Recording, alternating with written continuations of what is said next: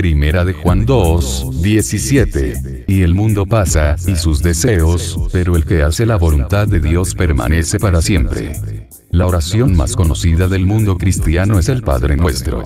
La mayor parte de los cristianos la podemos decir de memoria. Esta oración modelo es enseñada por Jesús, recita en una parte: hágase tu voluntad en la tierra como en el cielo. ¿Les gustaría vivir en la voluntad de Dios? ¿Vivimos realmente en la voluntad divina?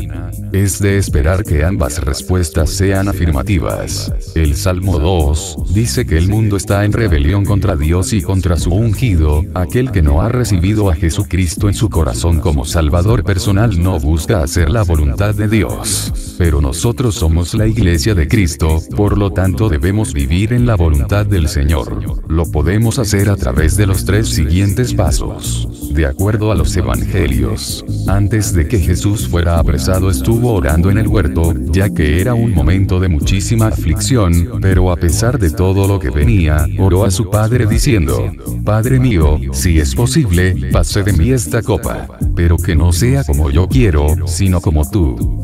Otra vez fue y oró por segunda vez, diciendo: Padre mío, si no puede pasar de mí esta copa sin que yo la beba, hágase tu voluntad. Pese al momento crucial que estaba viviendo el Señor, su único interés era que la voluntad del Padre fuera hecha en su vida. Entonces podemos decir que el primer paso es buscar la voluntad de Dios. Debemos pedir que la voluntad de Dios sea hecha en la tierra y en mi vida. Romanos 12, 2. Y como lo hizo Jesús, una de las formas más eficaces es a través de la oración.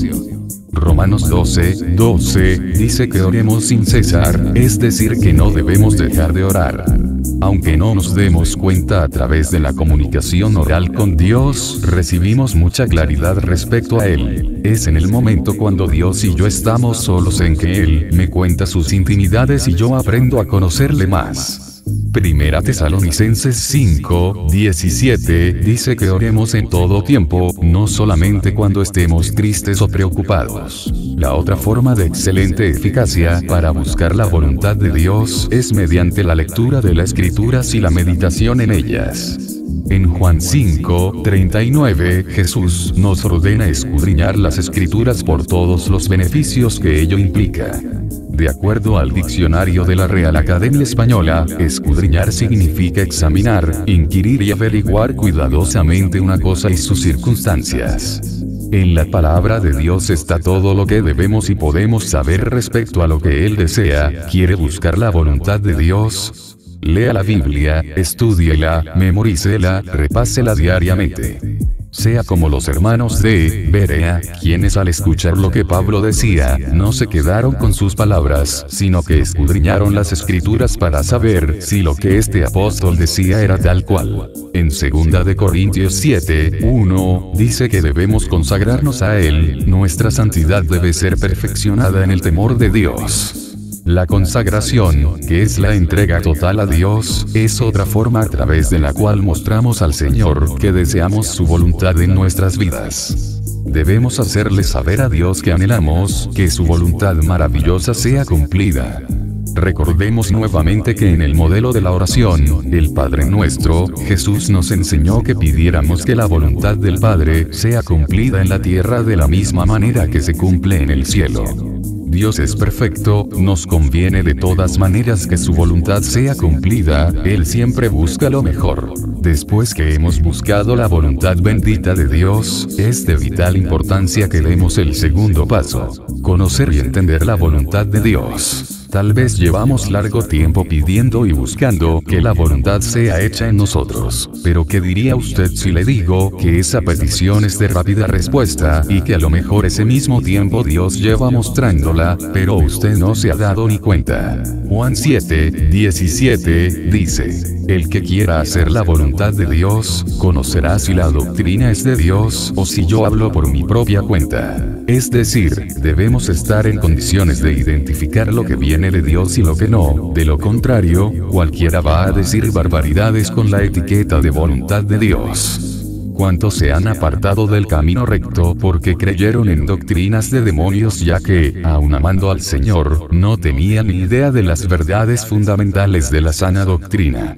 El que quiere hacer la voluntad de Dios debe estar preparado para rechazar lo que no viene del Señor. Para ello requerimos de algunas capacidades. Malaquías 3:18 dice: entonces se volverán y discernirán la diferencia entre el justo y el malo, entre el que sirve a Dios y el que no le sirve.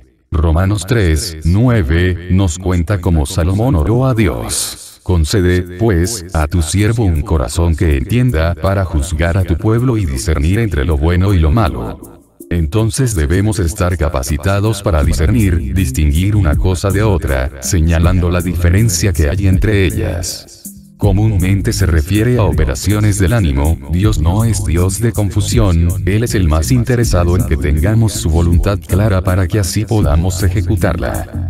Pero no es solo cosa de querer discernir lo que viene o no del Señor, debemos hacer lo que Salomón hizo, pedirle a Dios que le ayudara. En el Salmo 119:125, leemos las palabras del salmista: tu siervo soy yo, dame entendimiento para conocer tus testimonios. Si buscamos y pedimos la voluntad divina, la conocemos y la entendemos por completo, pero no la obedecemos, es tarea perdida. Así que, el tercer paso es obedecer a la voluntad de Dios. Primera de Pedro 1:22 dice: ahora ustedes, al obedecer el mensaje de la verdad por medio del Espíritu Santo, han purificado sus almas para amar sinceramente a los hermanos. Ámense unos a otros con todas sus fuerzas, con amor puro. Efesios 6:6 nos habla de actuar como siervos del Señor, buscando el agradarle a Él, haciendo su voluntad de corazón. Nosotros los que hemos sido lavados con la sangre de Jesucristo debemos imitarle en todo. En Hebreos 5:7 y 8 leemos estas maravillosas palabras: y Cristo, en los días de su vida terrena, ofreció ruegos y súplicas con gran clamor y lágrimas al que lo podía librar de la muerte, y fue oído a causa de su temor reverente. Y, aunque era hijo, a través del sufrimiento aprendió lo que es la obediencia. El ejemplo de Jesucristo debería ser argumento suficiente como para obedecer a Dios ya mismo, pero las Escrituras nos ofrecen más base que nos exhorta a la obediencia. Segunda de Corintios 10:5-6, derribando argumentos y toda altivez que se levanta contra el conocimiento de Dios, y llevando cautivo todo pensamiento a la obediencia a Cristo, y estando dispuestos a castigar toda desobediencia, cuando la obediencia de ustedes sea perfecta. Agregamos lo que dice en Romanos 20:36. Él le dijo: por cuanto no has obedecido a la palabra de Dios, te atacará un león cuando te apartes de mí. Y cuando se apartó de él, le salió al encuentro un león y lo mató. Estos pasajes claramente establecen que hay castigo para la desobediencia. Todo pecado es desobediencia en esencia, porque cuando pecamos es porque estamos haciendo exactamente lo opuesto a Dios. ¿Qué sacamos con tener claros los requerimientos divinos si hacemos caso omiso de ellos? Cuidado, Dios no puede ser engañado, Él demandará justamente. En Filemón 21 Pablo registra: te he escrito confiando en tu obediencia, sabiendo que harás aún más de lo que te digo. Busquemos que Dios tenga esta misma confianza en nosotros, que Él sepa que nosotros estamos dispuestos a entregar más de lo que se nos pide. Conclusión: la clave de una vida plena en el Señor es el cumplimiento de la voluntad de Dios en nuestras vidas. Buscarla, conocerla y obedecerla son los tres pasos que nos llevan a esa plenitud de vida. El que vive en rebeldía es como una huella en la arena seca. En cualquier momento una brisa suave la hará desaparecer, pero el que hace la voluntad de Dios permanece para siempre. Sigamos el ejemplo de Jesús, llamado a obedecer a la más urgente orden de Dios: aceptar a Cristo. Ministerio El Arte de Servir. Suscríbete y comparte este material.